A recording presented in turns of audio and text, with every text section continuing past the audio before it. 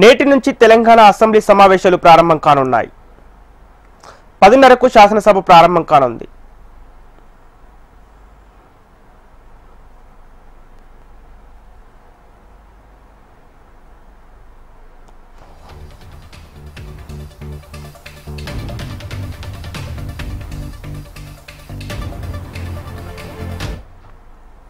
నేటి నుంచి తెలంగాణ అసెంబ్లీ సమావేశాలు ప్రారంభం కానున్నాయి. 10:30కు శాసనసభ ప్రారంభం కానుంది. దివంగత నేత మాగంటి గోపీనాథ్కు సంతాపం తెలపనుంది. అనంతరం సభ వాయిదా పడనుంది. సభ వాయిదా పడిన వెంటనే బీఏసీ సమావేశం జరగనుంది. సభ నిర్వహణపై చర్చించి నిర్ణయం తీసుకోనున్నారు. ఇక సభ 10 దినాలపై నిర్ణయం తీసుకోనున్నారు. 15 రోజుల పాటు సభ నిర్వహించాలని బీఆర్ఎస్ ప్రతిపాదించనున్నట్టు తెలుస్తోంది. అయితే 3 రోజులే సభ నిర్వహించాలని ప్రభుత్వం ఆలోచనలో ఉన్నట్టు తెలుస్తోంది. సభలో కాళేశ్వరంపై పవర్ పాయింట్ ప్రజెంటేషన్ ఇవ్వడానికి అవకాశం ఇవ్వాలని బీఆర్ఎస్ కోరింది. అయితే స్పీకర్ అవకాశం ఇస్తారా లేదన్న దానిపై ఆసక్తి నెలకొంది. సభలో కాళేశ్వరంపై తాము మాట్లాడే సమయంలో మైక్ కట్ చేయకుండా అవకాశం ఇవ్వాలని బీఆర్ఎస్ కోరుతోంది.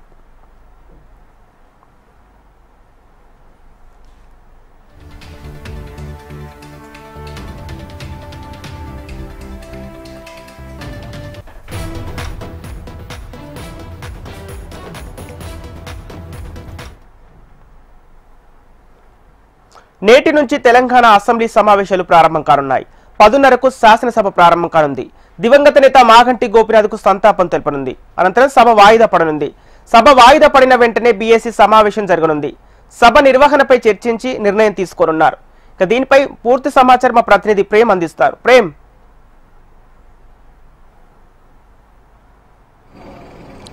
సంపత్ మరికొద్ది సేపట్లోనే 2 ఉభయ సభలు కూడా ప్రారంభం కాబోతున్నాయి. ఇటు శాసనసభతో పాటు శాసన మండలి కూడా ప్రారంభమవుతుంది. 10:30కు మొదటగా శాసనసభకు సంబంధించి అయితే బీఆర్ఎస్ ఎమ్మెల్యే మాగంటి గోపీనాథ్కు సంతాపం ప్రకటిస్తారు. ప్రకటించిన తర్వాత అటు మండలి మాజీ ఎమ్మెల్సీలైనటువంటి వారికి కూడా సంతాపం ప్రకటిస్తారు. ఆ తర్వాత సంతాప ప్రకటన తర్వాత సభ వాయిదా పడుతుంది.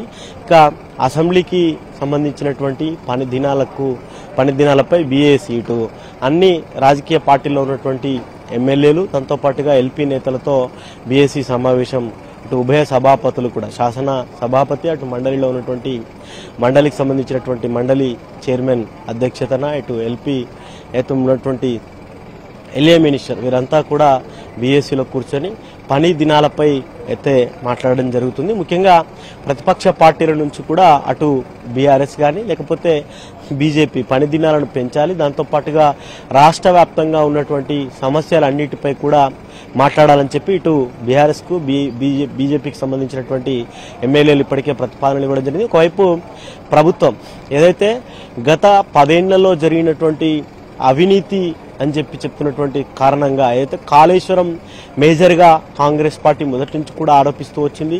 అయితే కాళేశ్వరంపై ఇప్పటికే ప్రభుత్వం ఘోష్ కమిటీని వేయడం జరిగింది. ఆ కమిటీ ప్రభుత్వానికి కూడా 600 పేజీలతో ఒక నివేదికను ఇచ్చింది.